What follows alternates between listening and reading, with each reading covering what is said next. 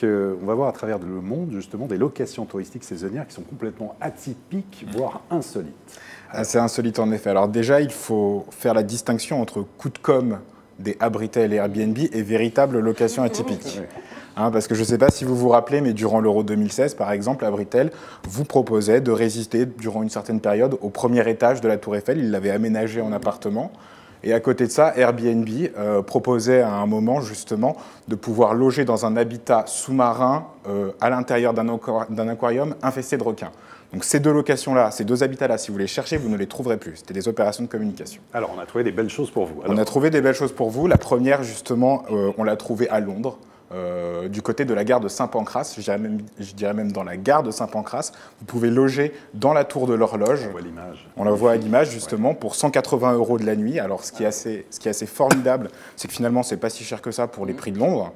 Et on a cette espèce d'ambiance à la Harry Potter. Sublime Si fenêtre. Ça doit être pris d'assaut à ce prix-là, non? ah bah, je suppose, oui. Je suppose que c'est difficile justement de la réserver. Alors, effectivement, si vous ratez votre train, là, par contre, vous êtes impardonnable. Et donc, voilà, on a cette espèce d'ambiance particulière.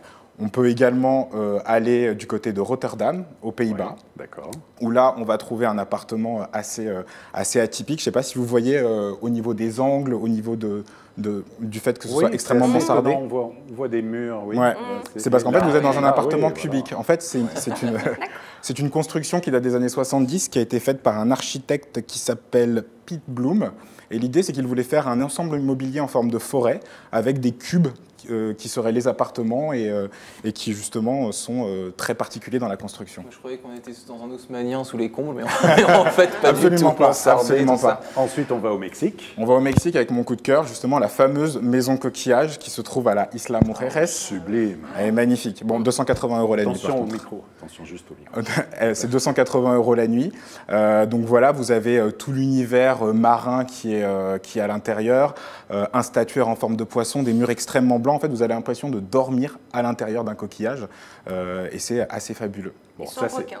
Sans requin pour le Ça, coup. c'est magnifique, mais c'est à l'étranger. Alors, est-ce qu'en France, vous avez fait une sélection? On a aussi des choses en France. On en a pour beaucoup moins cher, pour 90 €. Je vous emmène dans une grotte en apparence. Faut savoir qu'à l'intérieur de cette maison troglodytique, je ne me suis pas trompé.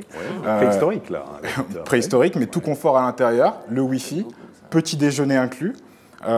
Et pour uniquement 90 € la nuit du côté d'Amboise. On est à quelques kilomètres du Clos Lucet, donc en plus vous avez des activités culturelles à côté, donc c'est plutôt sympa. Très bien. Ensuite? Et ensuite, je vous emmène du côté de la Côte d'Azur, cette fois à Saint-Genès, dans un château.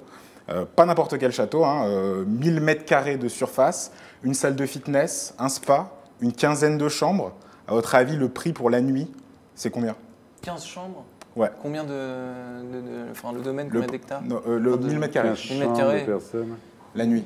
2000? 6 000 €? Plus. Ah oui, C'est 10 plus. 000. Ouais. Votre-Velter, 15 000. 15 000. On est à 10 000. On est même à 13 000 €. Ah ouais. 10 000 Pour être € exact. la nuit. 13 000 € la nuit. 13 000. Alors, 13 000 € la nuit. Donc bon, effectivement, vous n'allez peut-être pas passer vos vacances là-bas. Mais il faut savoir que justement, sur les sites de location saisonnière, il y a énormément d'habitats assez atypiques comme ça, des maisons, des cabanes dans les forêts, des maisons en forme de bambou pour pas cher du tout. Donc je conseille aux internautes qui nous regardent d'aller y jeter un coup d'œil, quoi.